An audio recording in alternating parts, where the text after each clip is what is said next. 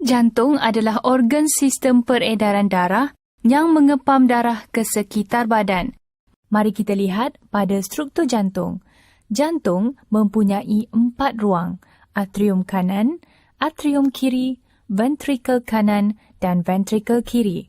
Ruang kanan dan ruang kiri jantung terasing dengan lengkap antara satu sama lain oleh dinding berotot yang dipanggil septum. Injap trikuspid berada di antara atrium kanan dan ventrikel kanan. Injap bikuspid berada di antara atrium kiri dan ventrikel kiri. Terdapat injap sabit di pangkal arteri pulmonari dan aorta. Fungsi injap-injap tersebut adalah untuk memastikan darah hanya mengalir dalam satu arah. 4 salur darah utama jantung ialah aorta yang mengangkut darah beroksigen keluar dari jantung ke semua bahagian badan kecuali peparu. Arteri pulmonari mengangkut darah terdioksigen dari jantung ke peparu. Vena pulmonari mengangkut darah beroksigen dari peparu ke jantung. Akhir sekali, vena cava mengangkut darah terdioksigen dari semua bahagian badan ke jantung. Bagaimanakah darah mengalir di dalam jantung? Atrium kanan menerima darah terdioksigen dari semua bahagian badan melalui vena cava superior dan inferior.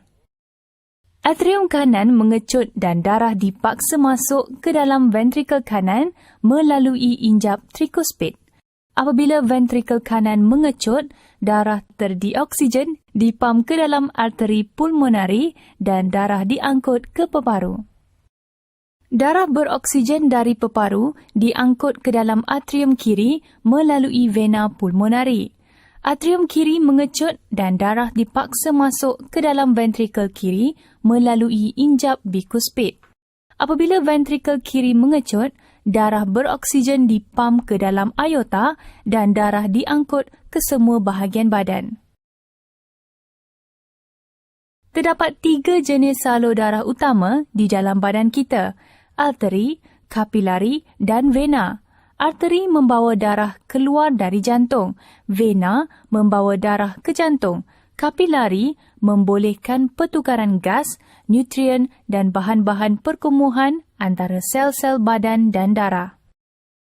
Arteri mempunyai dinding yang tebal, berotot dan kenyal.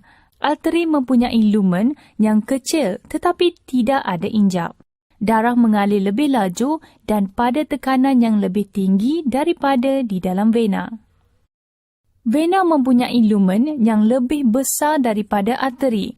Dinding vena kurang berotot, lebih nipis dan kurang kenyal. Vena mempunyai injap-injap untuk memastikan darah mengalir dalam satu arah sahaja. Darah mengalir pada tekanan yang lebih rendah daripada di dalam arteri. Kapilari adalah salur kecil dengan lumen yang kecil. Kapilari adalah jauh lebih kecil daripada arteri dan vena kerana dindingnya hanya setebal satu sel. Tidak ada injap dalam kapilari. Aliran darah adalah yang paling perlahan di dalam kapilari. Sistem peredaran darah dalam manusia dikenali sebagai sistem peredaran ganda dua, terdiri daripada sistem peredaran pulmonari dan sistem peredaran sistemik.